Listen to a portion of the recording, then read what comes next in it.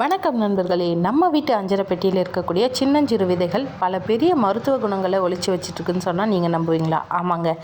குறிப்பாக பிரசவித்த பெண்களுக்கு கொடுக்கப்படும் ஓம தண்ணி முதல் அஜீரணத்துக்கு நாம் தேடக்கூடிய ஓமம் வரை இதனோட பயன்கள் ஏராளம். இன்னைக்கு வீடியோவில் ஓமம் வெறும் செரிமானத்துக்கு மட்டும்தானா, இல்லை வேறு என்னென்ன அதிசயங்களை நம்ம உடலில் செய்கிறது, இதை யாரெல்லாம் சாப்பிடலாம், எப்படி சாப்பிடணும், இது போன்ற முழுமையான தகவல்களை பார்க்க போகிறோம்.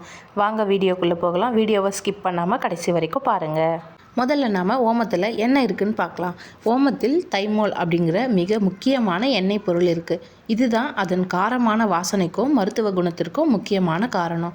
அது மட்டும் இல்லாமல் புரதச்சத்து, நார்ச்சத்து, கால்சியம் மற்றும் இரும்பு சத்து, அப்புறம் ஆன்டி ஆக்சிடென்ட்கள், இது போன்ற ஏராளமான சத்துக்கள் இந்த ஓமத்தில் இருக்குது. சரி, இப்போது ஓமம் சாப்பிட்டோன்னா நமக்கு என்னென்ன நன்மைகள் எல்லாம் நடக்கும்னு பார்க்கலாம் வாங்க. முதல்ல பார்த்திங்கன்னா செரிமான கோளாறுகள். உங்களுக்கு சாப்பிட்ட உடனே வயிறு உப்புசமாக இருக்கிறது போல தோன்றுதா? ஓமத்தில் இருக்கக்கூடிய தைமோல் அப்படின்ற பொருள் இறப்பையில் இருக்கக்கூடிய ஜீரண அமிலங்களை சுரக்க தூண்டுகிறது.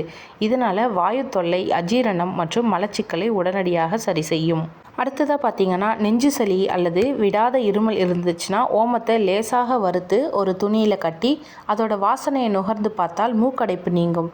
ஓம நீர் நுரையீரலில் இருக்கக்கூடிய சளியை வெளியேற்ற உதவும். அடுத்ததாக பார்த்தீங்கன்னா, உடல் எடை குறைப்பு. வெறும் வயிற்றில் நீங்கள் ஓம நீர் குடிப்பதன் மூலமாக உங்களுடைய உடலில் மெட்டபாலிசம் அதிகரிக்கிறது. இது உடலில் உள்ள தேவையற்ற கொழுப்பை கரைக்க உதவும்.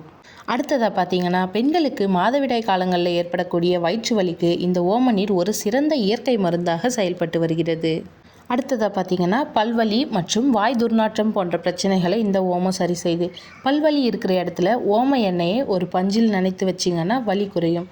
வாய் துர்நாற்றத்தை போக்க ஓமத்தை மென்று சாப்பிடலாம். அடுத்ததாக பார்த்தீங்கன்னா, ஓமம் சிறுநீரக பாதையை சுத்தம் செய்து சிறுநீரக கற்கள் உருவாவதை தடுக்க உதவுகிறது அப்படின்னு சில ஆய்வுகளில் சொல்கிறாங்க. அது மட்டும் இல்லாமல் இதன் கிருமி நாசினி பண்புகள் முகப்பரு மற்றும் சரும தொற்றுகளை குணப்படுத்த பயன்படுகிறது. சரி, ஓமத்தின் நன்மைகள்லாம் பார்த்தாச்சு. இதை எப்படி சரியாக பயன்படுத்தலாம்?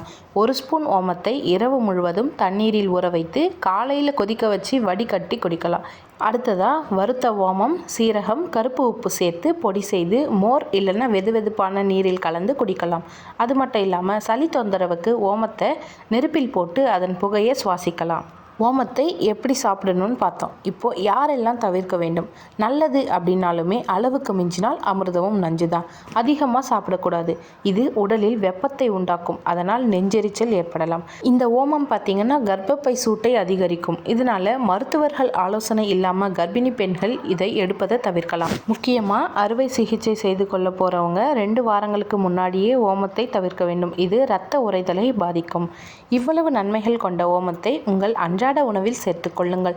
ஆனால் நீங்கள் மருந்தாக எடுத்துக்கும் போது அளவு ரொம்ப முக்கியம். இது வெறும் தகவல் மட்டுமே. நீங்கள் அதிகமாக சேர்த்துக்கும் போது மருத்துவர்கிட்ட ஆலோசனை செஞ்சுட்டு எடுத்துக்கிறது நல்லது. இந்த வீடியோ உங்களுக்கு பிடிச்சிருக்குன்னு நினைக்கிறேன். அடுத்த ஒரு பயனுள்ள பதிவில் பார்க்கலாம். நன்றி.